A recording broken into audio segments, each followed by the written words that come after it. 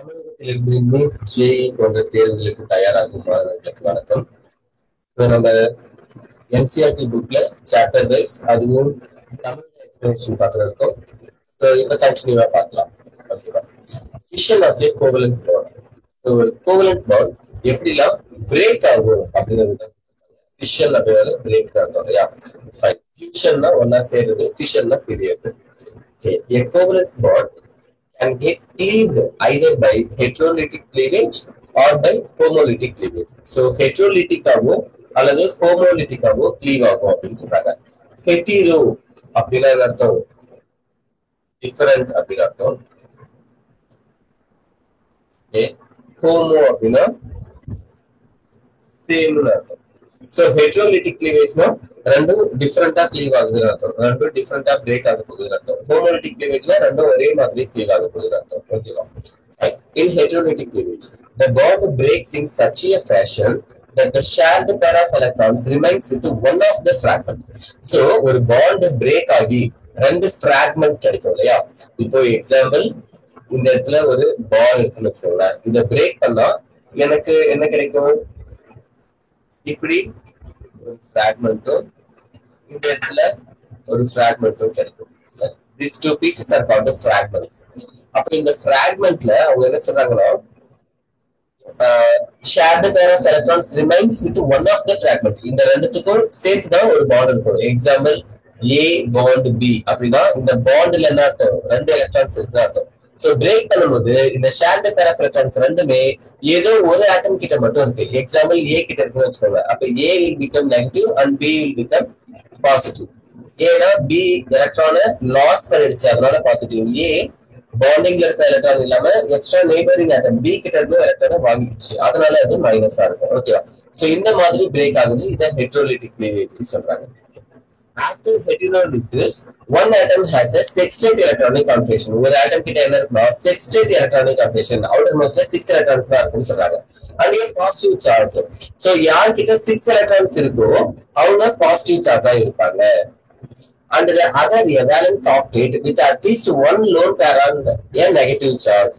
so அதனுடைய valence octet இருந்தாலும் outermostல 8 electrons இருந்தாலும் அது இல்லாம அது என்ன இருக்கு? at least one lone pair and a negative charge. ஒரு lone pair எக்ஸ்ட்ரா இருக்கு, நெகட்டிவ் சார்ஜ் இருக்கு அப்படின்னு சொல்றாங்க. ஓகேவா?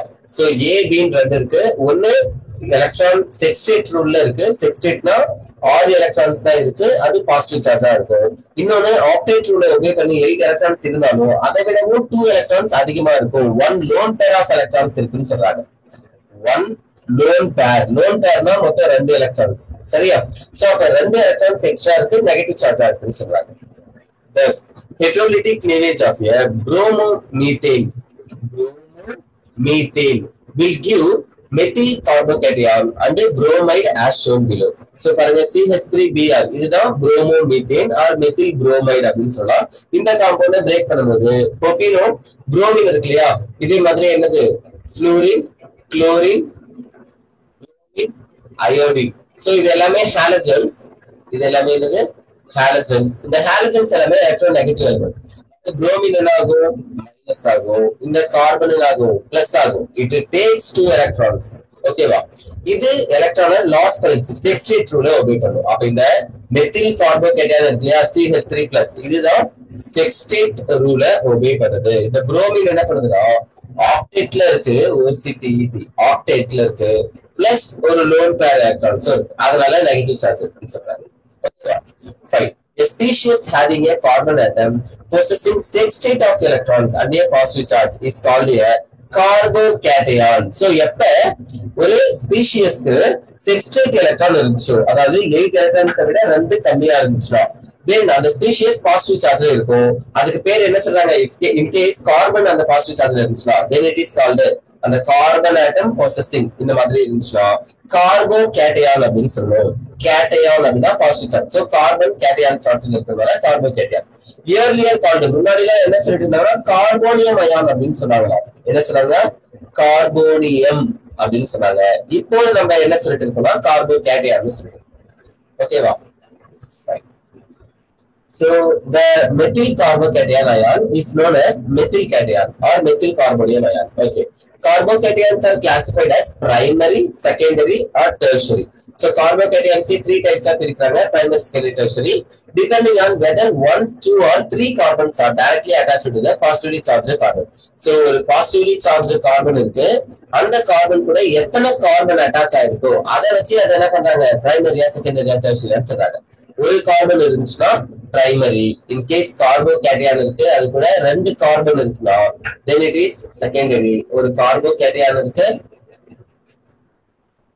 அது கூட 3 கார்பன் இருந்துச்சுன்னா then it is called tertiary சொல்லணும். ஓகேவா, பாருங்க. Okay. So again I will read it down. Primary, secondary, tertiary, depending on whether 1, 2 or 3 carbons are directly attached to the positively charged carbon. Positively charged carbon ஒன்று இருக்கு, அது கூட டைரக்டா attach ஆகிற carbons எத்தனைன்னு பார்க்கணும், 1 or 2 or 3 ஆன அதை வச்சு பிரைமரி, செகண்டரி, டெர்ஷியரி சொல்றாங்க. Some other examples of carbocations are ethyl cation. So CH3 CH2 plus. இப்போ இந்த கார்பன்ல என்ன இருக்கு, ஒரு மெத்தில், ஒரு கார்பன் அட்டாச் ஆயிருக்கா. ஓகே, ஏன் பிரைமரி கார்போகேட்டையான். அப்ப எத்தில் கேட்டையான் சொல்றாங்க, பிரைமரின்னு சொல்றாங்க. பிகாஸ் இந்த கார்பன் கிட்ட ரைட் சைடுல 2 ஹைட்ரஜன் இருக்கு, லெஃப்ட் சைடுல என்ன இருக்கு, ஒரு கார்பன் இருக்கு, மெத்தில்ல இருக்கக்கூடிய கார்பன் இருக்கு, அதனால இது primary. CH3 twice CH plus.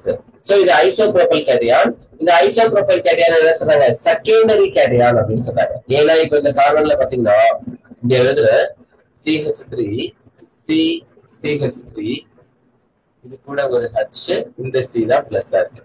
So ஒரு கார்பன் கூட 2 கார்பன் அட்டாச் ஆயிருக்கு, அதனால இதை என்ன சொல்றாங்க, செகண்டரின்னு சொல்றாங்க.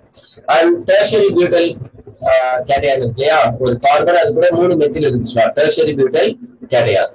டெர்ஷரி கார்போகேட்டையான், அது டெர்ஷரின்னு சொல்றாங்க. சோ இந்த மாதிரி செகண்டரி, டெர்ஷரி எப்படி இருந்ததுன்னா உங்களுக்கு மோஸ்ட்லி என்ன பண்ணுவாங்க, வேர்டிங்கா கொடுக்காம 1 degree 2 degree, then tertiary 3 degree. Fine. Carbocations are highly unstable and reactive species. Carbocations என்னன்னு சொல்றாங்க, ரொம்ப ரொம்ப unstable, அது ஸ்டேபிளா இருக்காது.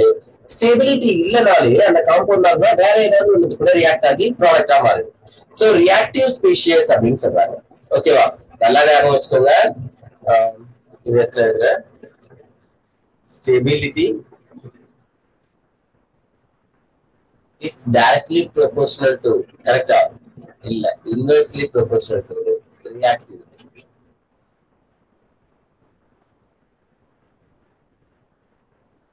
Okay, reactivity அதிகமா இருந்தா அதுக்கு ஸ்டெபிலிட்டி கம்மியா இருக்கும்.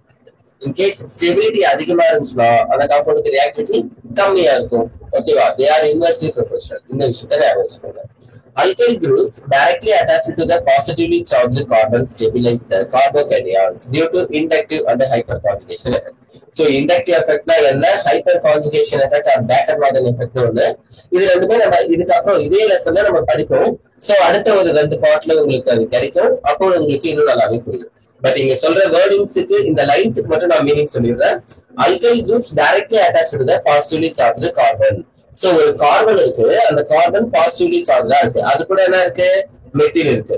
இந்த இடத்துல C2H5 எத்தில் இருக்குன்னு வச்சுக்கோங்க. அப்ப இதெல்லாம் அல்கைல் தானே, மெத்தில், எத்தில், ப்ரோபைல் இதெல்லாம் அல்கைல்ஸ். அப்ப இந்த அல்கைல் டைரக்டா C+ கூட கார்போகேட்டையான் கூட அட்டாச் ஆயிருச்சுன்னா அது என்ன பண்ணணும், ஸ்டெபிலைஸ் த கார்போகேட்டையான், இதோட ஸ்டெபிலிட்டியை அதிகமாக்குது அப்படின்னு சொல்றாங்க. எதனால, due to inductive and hyperconjugation effect. Inductive effect என்பது ஒண்ணும் இல்லப்பா, ஜஸ்ட் எலக்ட்ரானை யாரெல்லாம் டொனேட் பண்றாங்களோ இந்த எஃபெக்ட்டுக்கு பேரு இண்டக்டிவ் எஃபெக்ட். கார்பனுக்கு எலக்ட்ரான் என்ன ஆகுதுன்னா மூவ் ஆகுது.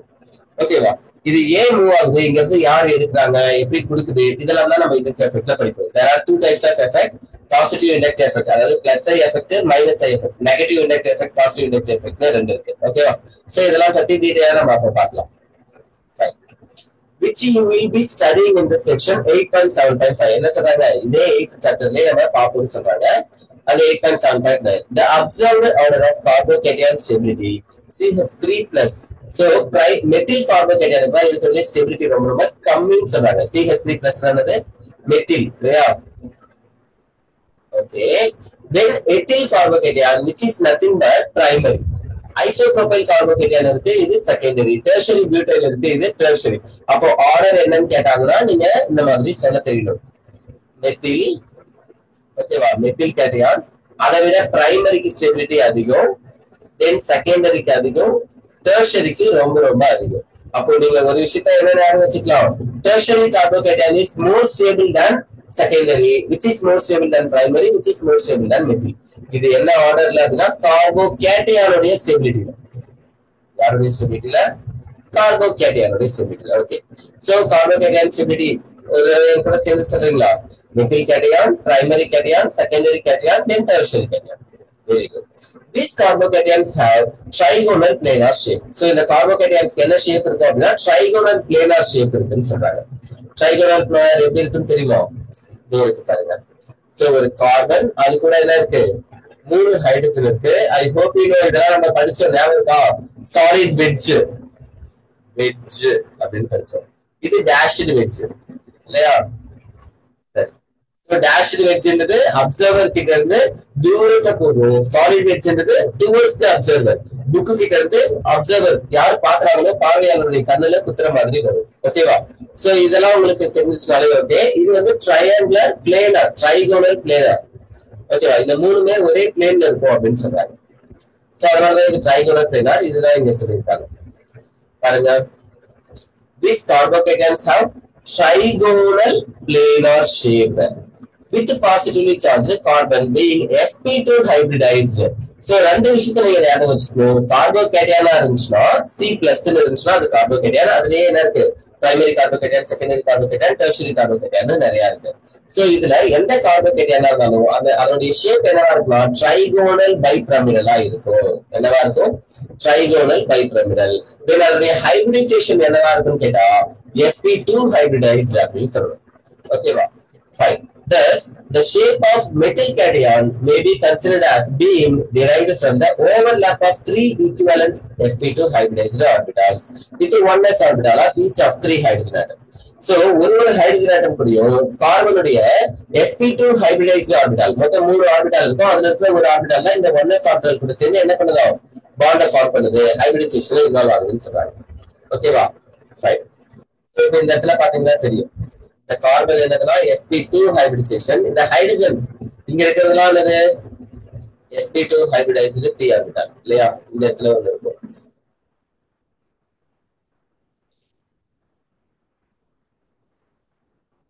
ஹைட்ரஜன் என்ன கொடுக்கும் அப்படின்னா s ஆர்பிட்டால கொடுக்கும்.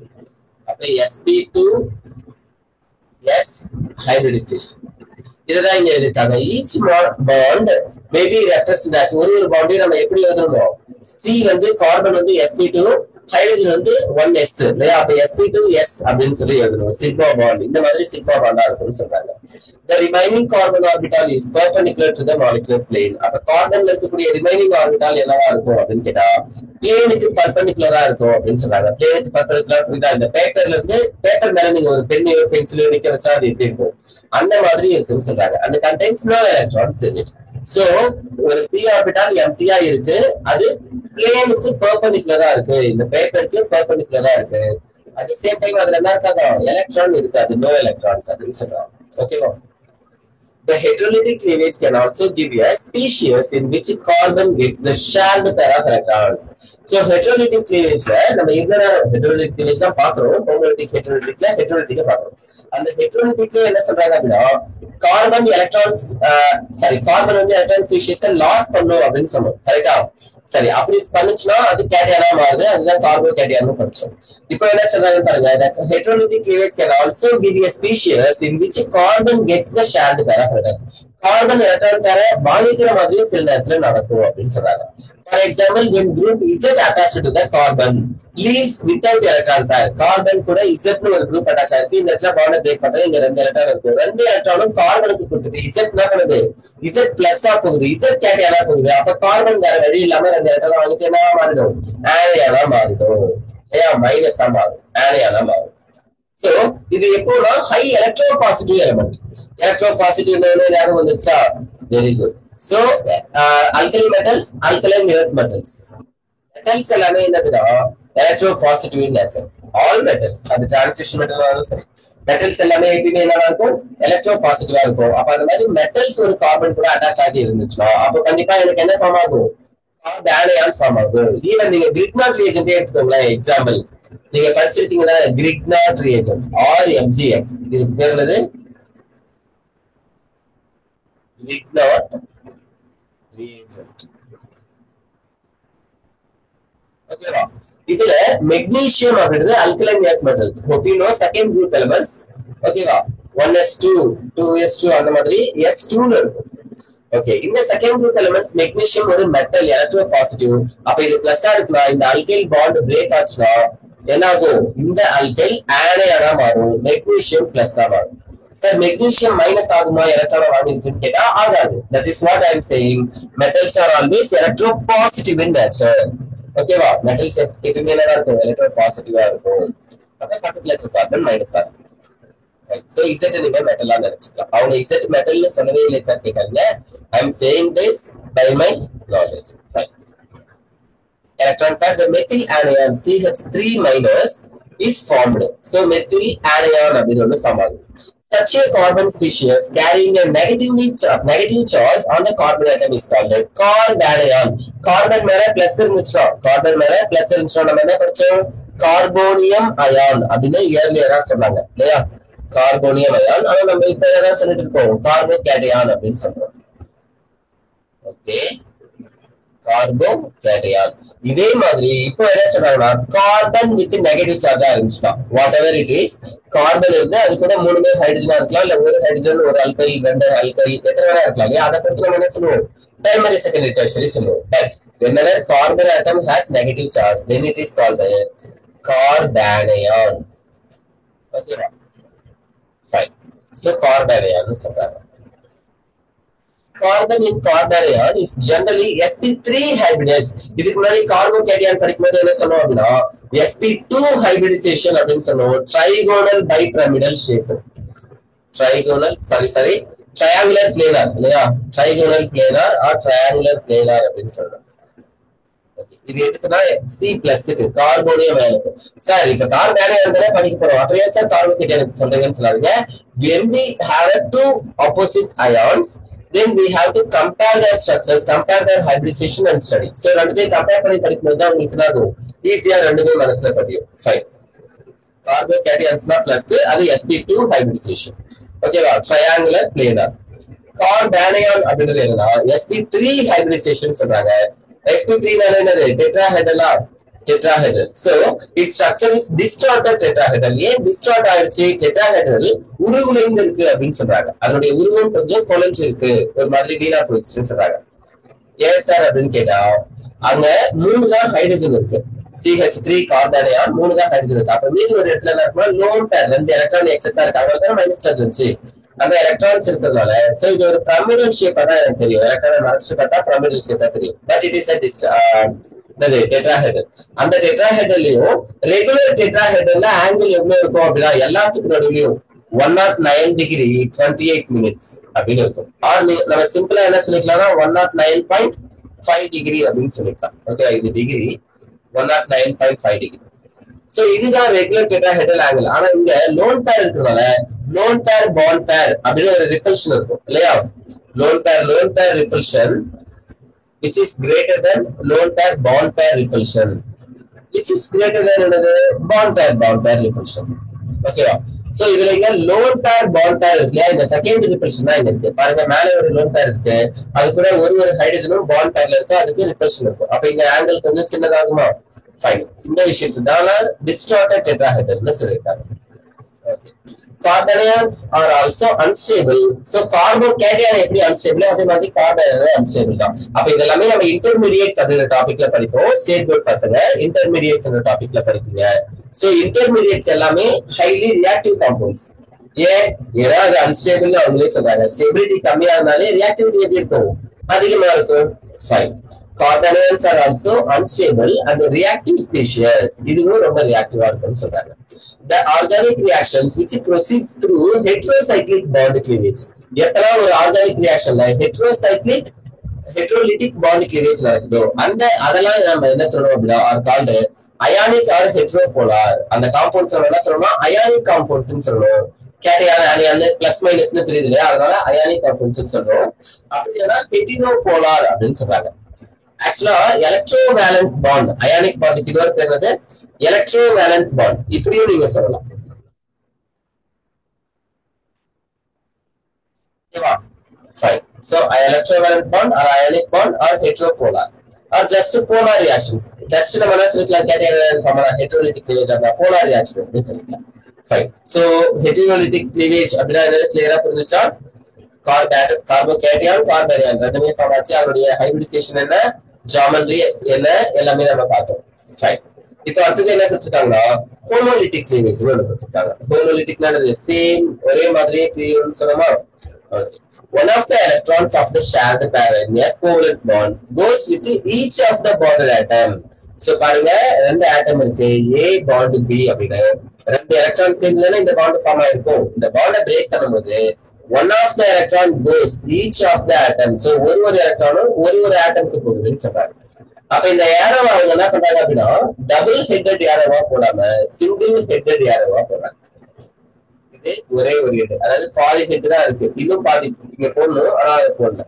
இந்த மாதிரி ஹாஃப் ஹெட்டட் ஏரோ இருந்தா ஒரே ஒரு எலக்ட்ரான் மூவ் ஆகுதுன்னு அர்த்தம்.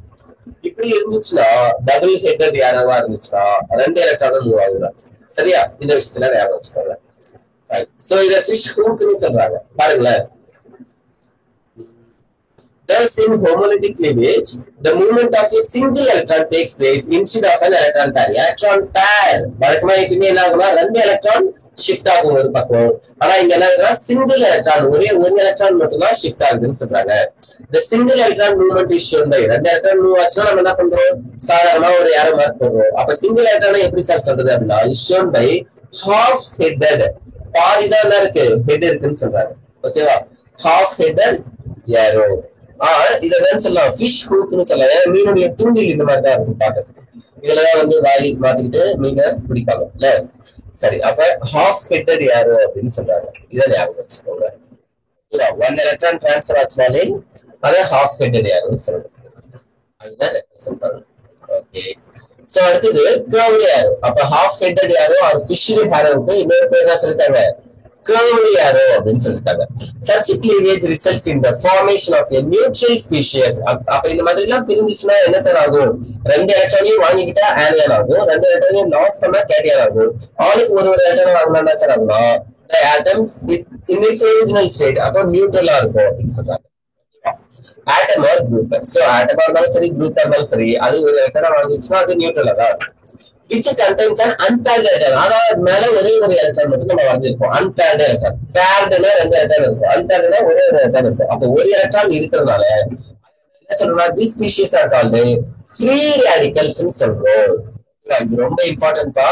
கேட்டையானை விட கார்போகேட்டையான் கார்பேனியானை விட ஃப்ரீ ரேடிக்கல்ஸ் இம்பார்ட்டன்ட். ஏன் நம்ம பார்ப்போம். Fine. Like carbocations and carbanions free radicals are also very reactive. Carbocations எப்படியோ கார்பேனியான்ஸ் எப்படியோ அதே மாதிரி ஃப்ரீ ரேடிக்கல்ஸும் வெரி ரியாக்டிவ் அப்படின்னு சொல்லிட்டாங்க. ஓகேவா? a homolytic cleavage can be shown. So இங்க பாருங்க RX அல்கைல் ஹாலைட் இருக்கு, அது பாண்ட் பிரேக் ஆச்சுனா இங்க ஒரு எலக்ட்ரான் இருக்கும், இங்க ஒரு எலக்ட்ரான் இருக்கும், பாண்ட் பிரேக் ஆகுது. இந்த எலக்ட்ரான் Xக்கு போகுது, இந்த எலக்ட்ரான் Rக்கு போகுது. சோ இதுதான் என்ன பண்றாங்க, half headed arrow அப்படின்னு சொல்றாங்க. Okay. heat or light. So இது எப்போ நடக்கும் அப்படின்னா in presence of heat energy ரொம்ப ரொம்ப அதிகமா ஹீட் பண்ணா நடக்கும்னு சொல்றாங்க தெர்மல் கண்டிஷன். அப்படின்னா லைட்ன்றத நம்ம என்ன சொல்லலாம், h nu அப்படின்னு சொல்லுவோம். E = h nu Planck's equation இல்லையா. சோ இத நம்ம யூஸ் பண்ணிக்கலாம். லைட்டுக்கான சிம்பிள் என்னன்னா h nu அப்படின்னு போட்டுக்கலாம். பிசிக்ஸ்ல நீங்க ஏதாவது லைட்டுக்கு படிச்சிருப்பீங்க. இப்போ நம்ம லைட்டுக்கு எனர்ஜிக்கு இதை போட்டுக்கோம் h nu. சரியா? ஃபைன். சோ எனக்கு அல்கைல் ரேடிக்கல் எக்ஸ்னு ஒரு ரேடிக்கலும் கிடைக்குது, ஹாலஜன் ரேடிக்கலும் கிடைக்குது. இந்த மாதிரி டாட் இருக்குல்ல, அதனால இதுக்கு பேர் என்னது, ஃப்ரீ ரேடிக்கல். ஃப்ரீ ரேடிக்கல்ல ஃப்ரீ கூட நம்ம சொல்லலாம்னு பரவாயில்ல. ஏன்னா காமனா எல்லாருமே ஸ்டாஃப்ஸ்லாம் எப்படிதான் சொல்லுவாங்கன்னா ரேடிக்கல்ஸா பிரியுது அப்படின்னு சொல்லுவாங்க. அது ஃப்ரீ ரேடிக்கல்ல தான் அர்த்தம். ஓகேவா? இங்க ஹீட் ஹச்மியூன்னு கொடுத்துருக்காங்க. இந்த விஷயத்த ஞாபகம் வச்சுக்கோங்க. இதே மாதிரி ஃப்ரீ ரேடிக்கல் மெக்கானிசம் எப்பெல்லாம் நடக்கும் அப்படின்னா பராக்சைட்ஸ் இருக்கும் போது நடக்கும். H2O2 Na2O2 இந்த மாதிரி இதுக்கெல்லாம் பேர் வந்து peroxide, hydrogen peroxide, sodium peroxide, பராக்சைட்ஸ். ஓகேவா? சோ பராக்சைடு இருக்கும்போது என்ன மெக்கானிசம் நடக்கும்னா ஃப்ரீ ரேடிக்கல் மெக்கானிசம் நடக்கும். ஃப்ரீ ரேடிக்கல் தான் ஆட்டம்ஸ் எல்லாம் தெரியும், அயானிக்கா கேட்டையானா தெரியாது அப்படின்றத ஞாபகம் வச்சுக்கோங்க. இந்த பராக்சைட்ஸ் என்ன, ஆன்டி மார்கோனிக் அஃப்ளூர்னா என்ன, இதெல்லாம் நம்ம வேற ஒரு இடத்துல பார்ப்போம். ஹைட்ரோகார்பன் ஸ்ட்ரெஸ்ல உங்களுக்கு மார்கோனிக் அஃப்ளூர் ஒரு ரூல் வரும், ஆன்டி மார்கோனிக் அஃப்ளூர் ரூல் வரும் நெக்ஸ்ட் லெசன்ல 9th. ஓகேவா?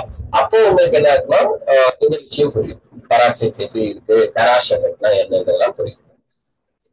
So alkyl radicals are classified as primary, secondary or tertiary. So in the alkyl radicaliyum எப்படி cations carbocations carbanions primary, secondary, tertiary சொல்றோமோ அதே மாதிரி radicals primary, secondary, tertiary சொல்லலாம்னு சொல்றாங்க. Alkyl radical stability increases as we proceed from primary to tertiary. So இப்ப இந்த radicals உடைய ஆர்டரை நீங்க பாருங்க, நான் ஒரு தடவை படிக்கிறேன். இதே ஆர்டரை வேற ஒரு இடத்துல நம்ம படிச்சோம் பாருங்க. Methyl radical, then primary radical, secondary radical, tertiary radical. Methyl, primary, secondary, tertiary. இது எதுல படிச்சோம்? கார்போகேட்டயான்ஸ்ல படிச்சோம் இல்லையா? கார்போகேட்டயான்ஸ். சோ அப்ப இதுல இருந்து உங்களுக்கு என்ன தெரியுது? கார்போகேட்டயானுடைய ஸ்டெபிலிட்டி ஆர்டரும் ஃப்ரீ ரேடிக்கலுடைய ஸ்டெபிலிட்டி ஆர்டரும் ஒண்ணுதான். ரெண்டுத்துக்குமே ஒரே ஆர்டர் தான் இருக்கும், எங்கேயுமே மாறாது. ரெண்டாவது மட்டும் மூணாவது மட்டும் அப்படிலாம் இல்ல. கார்போகேட்டயானுடைய ஆர்டர் என்னவோ அதேதான் ஃப்ரீ ரேடிக்கலுக்கான ஸ்டெபிலிட்டி ஆர்டர். சரியா? அப்ப கார்பானியானுக்கு எப்படி சார் இருக்கும்? நம்ம மொத்தம் 3 பார்த்தோம் இல்லையா? கார்போகேட்டயான், கார்பானியான், அப்புறமா ஃப்ரீ ரேடிக்கல் பார்க்கிறோம். ஃப்ரீ ரேடிக்கலுடைய ஸ்டெபிலிட்டி ஆர்டர் கார்போகேட்டயானுக்கு ஈக்குவலா இருக்கு. அப்ப கார்பானியான் எப்படி சார் இருக்கும்? இந்த கார்போகேட்டயானுடைய ஸ்டெபிலிட்டி ஆர்டர் என்னவோ அதை தலைகீழ எழுதுனீங்க, இன்வெர்ஸா எழுதுனீங்க, ரிவர்ஸ் ஆர்டர்ல அது கார்பானியானுடைய ஸ்டெபிலிட்டி ஆர்டர். அப்ப நீங்க ஒரே ஒரு ஸ்டெபிலிட்டி ஆர்டரை படிச்சாலே அதை கார்போகேட்டயானுக்கு எழுதலாம், ஃப்ரீ ரேடிக்கலுக்கும் எழுதலாம். தென் அதை ரிவர்ஸா எழுதும் போது கார்பானியானுக்கு எழுதணும். ஓகேவா? ஒரே ஆர்டர் ஸ்டெபிலிட்டி ஆர்டர் படிச்சிருக்கீங்களா? Okay. Organic reactions which proceeds by homolytic fission are called free radicals. So homolytic fissionல ஒரே மாதிரி பிரியும் போது அந்த ஃபிஷன் நம்ம என்ன சொல்றோம்? ஃப்ரீ ரேடிக்கல்ஸ் கிடைக்குதுன்னு சொல்றோம். ஆர் ஹோமோபோலார், அது ஹெட்டிரோபோலார்னு சொல்றோம். இங்க என்ன சொல்றாங்க? ஹோமோபோலார் ஆர் நான் போலார் ரியாக்ஷன் சொல்றாங்க. ஏன்னா பிளஸ் மைனஸ் ஃபார்ம் ஆக போறதுல அதனால நான் போலார். எப்பெல்லாம் பிளஸும் மைனஸும் ஃபார்ம் ஆகுதோ அதுதான் போலாரே சொல்லுவோம். அப்ப இது நான் போலார் ரியாக்ஷன் சொல்றாங்க. ஓகேவா? சோ இதெல்லாம் உங்களுக்கு தெரிய நினைக்கிற methyl free radical, ethyl free radical, isopropyl free radical, tertiary butyl free radical. Tertiary சொல்றாங்க ஒரு கார்பன் இருக்கு, அந்த கார்பன் கூட 3 மெத்தில் 3 கார்பன் அட்டாச் இருக்காங்க, டெர்ஷரி கார்பன் ஃப்ரீ ரேடிக்கல். இதுல ஒரு கார்பன் கூட ஒரு ஹைட்ரஜன் இருக்கு, 2 கார்பன் அட்டாச் இருக்கு, அதனால செகண்டரி. இதுல 2 ஹைட்ரஜன் அட்டாச் இருக்கு, ஒரே ஒரு கார்பன் அட்டாச் இருக்கு, அதனால பிரைமரி. இதுல 3மே ஹைட்ரஜன் இருக்கு, ஒரு கார்பன் கூட இல்ல, அதனால இது மெத்தில் ஃப்ரீ ரேடிக்கல். ஓகேவா? சோ ஃப்ரீ ரேடிக்கல்ஸ் நல்லா படிச்சிட்டீங்களா? ஓகே. சோ நம்ம இப்ப 3 விஷயம் பார்த்திருக்கோம் இன்டர்மீடியட்ஸ். என்னது? கார்போகேட்டயான், கார்பானியான், ஃப்ரீ ரேடிக்கல்ஸ். கார்போகேட்டயான் என்ன இருக்குன்னா sp2 ஹைபிரிடைசேஷன்ல இருக்கும், அது ட்ரையாங்குலர் பிளேனரா இருக்கும்.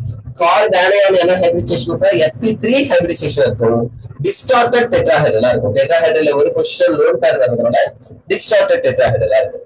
அதே மாதிரி ஃப்ரீ ரேடிக்கல் பார்க்கணும். ஓகேவா? சோ அடுத்தது என்ன கொடுத்திருக்காங்க அப்படின்னா சப்ஸ்ட்ரேட் அண்ட் ரியேஜென்ட்ஸ் அப்படின்னு கொடுத்திருக்காங்க.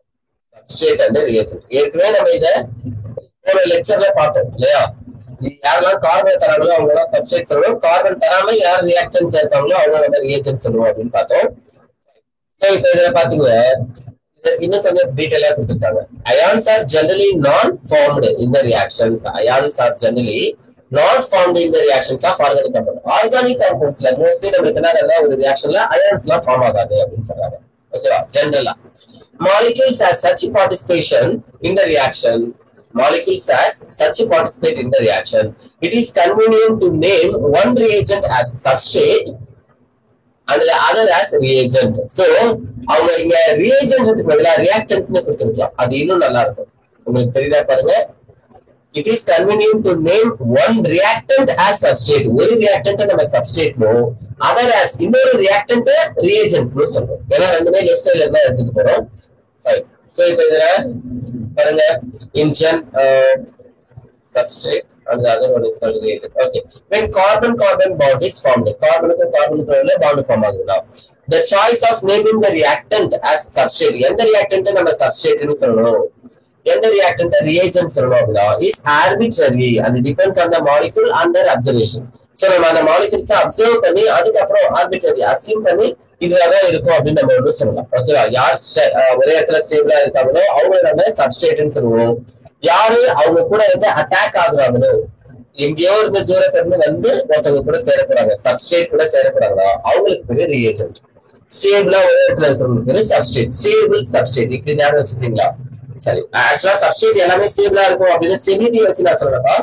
ஜஸ்ட் ஒரே இடத்துல இருக்கும், அது நகர்ந்து போகாது. சப்ஸ்ட்ரேட் நகர்ந்து போகாது. ரியேஜன்ட்னா நகர்ந்து வந்து சப்ஸ்ட்ரேட் கூட சேரும். ஓகேவா? கார்பனை டொனேட் பண்ற எல்லாத்துக்குமே நம்ம சப்ஸ்ட்ரேட் சொல்லுவோம் அப்படின்னு ஞாபகம் வச்சுக்கோங்க. இந்த விஷயம் தெரிஞ்சா போதும். Okay fine. அடுத்தது நியூக்ளியோஃபைல்ஸ் அண்ட் எலக்ட்ரோஃபைல்ஸ் இருக்கு. இதை நம்ம நெக்ஸ்ட் கிளாஸ்ல பார்க்கலாமா? ஓகே. எப்பயுமே சொல்றதுதான், மறக்காம என்ன பண்ணுங்க, சேனலை சப்ஸ்கிரைப் பண்ணிட்டு பாருங்க, உங்க ஃப்ரெண்ட்ஸுக்கு எல்லாம் ஷேர் பண்ணுங்க. Thank you all.